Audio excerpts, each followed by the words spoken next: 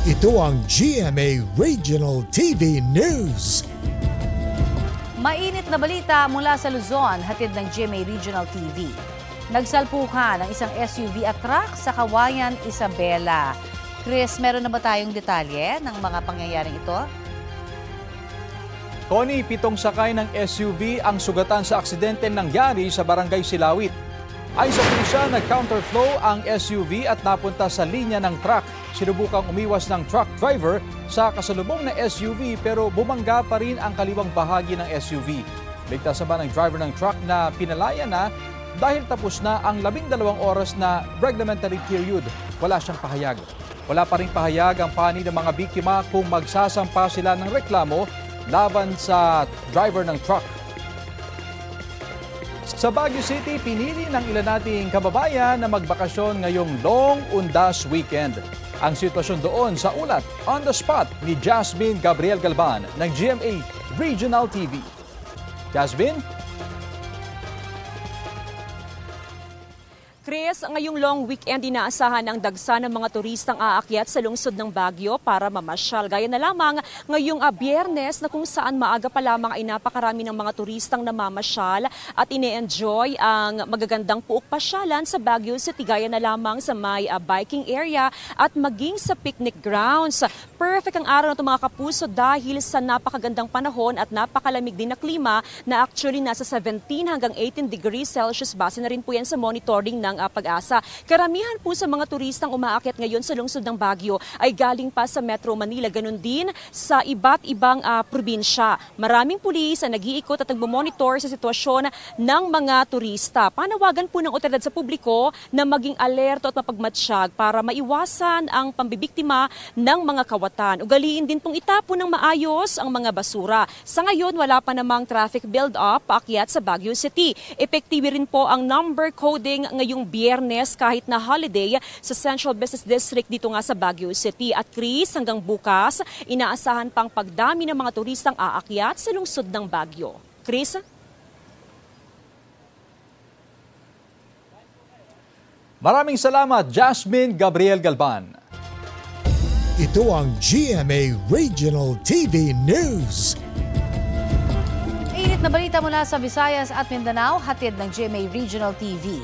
Unti-unti nang inaayos ang mga puntod na nasira ng magnitude 6.9 na lindol sa Bogo, Cebu. Cecil, gaano karami yung mga nasirang puntod? Connie, halos 20,000 puntod sa Corazon Cemetery ang nasira ng lindol. Ayon sa pamunuan ng semeteryo, tumulong din ang lokal na pamahalaan ng Bogo City na nagbigay ng mga materyales. Mahigit 50 puntod ang kanilang napasimento hanggang kahapon. Dito sa Corazon Cemetery, inilibing ang karamihan sa mga nasawi dahil sa lindol. Dahil naman sa takot sa patuloy na aftershocks, tumumal at konti na lang ang mga negosyanteng nagbibenta ng mga bulaklak at kandila sa labas ng sementeryo. Ang iba, wala pa raw kapital. Para magtinda, para matiyak ang seguridad ng sementeryo, tuloy-tuloy ang pagbabantay ng pulisya. Ipinatupad na ang mahigpit na seguridad sa paligid ng Roman Catholic Cemetery sa Davao City. May ulat on the spot si Argel Relator ng GMA Regional TV. Argel?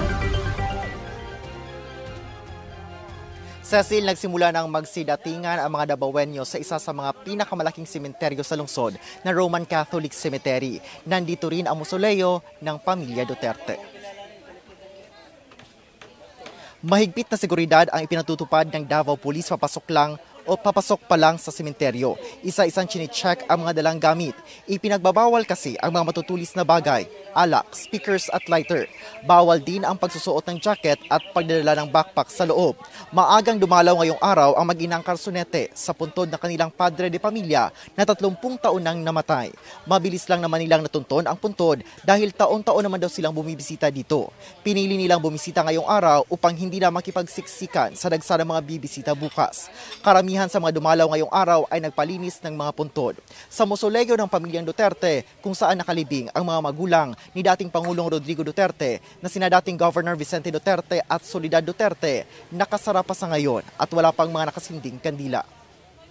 Cecil, ayon sa pamunuan ng sementeryo ay simula kahapon ay meron ng mga bumisita at inaasahang dadagsa pa simula bukas. At bukas naman ang Roman Catholic Cemetery mula alas 6 ng umaga at magsasara ito alas 9 ng gabi simula ngayong araw hanggang sa November 3.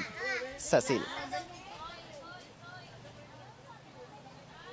Maraming salamat, Argil Relator ng GMA Regional TV. Ito ang GMA Regional TV News. Bigat na traffic ang naranasan ng mga motorista at biyaherong pauwi para sa undas sa bahagi ng Maharlika Highway sa Lopez, Quezon. Inabot ng 2 oras o mahigit pa ang 20 minuto lang ng biyahe papunta sa katabing bayan ng Calawag. Bukod sa pagdami ng mga motorista, may mga lubak pa raw sa kalsada na lalong nakapagpabagal sa trapiko. Apektado niya ng mga pauwi sa Bicol, Visayas at Mindanao. Gayun din ang mga bus na paluwas ng Maynila. Patuloy ang pagbabantay ng pulisya upang hindi na lumala ang problema sa traffic doon.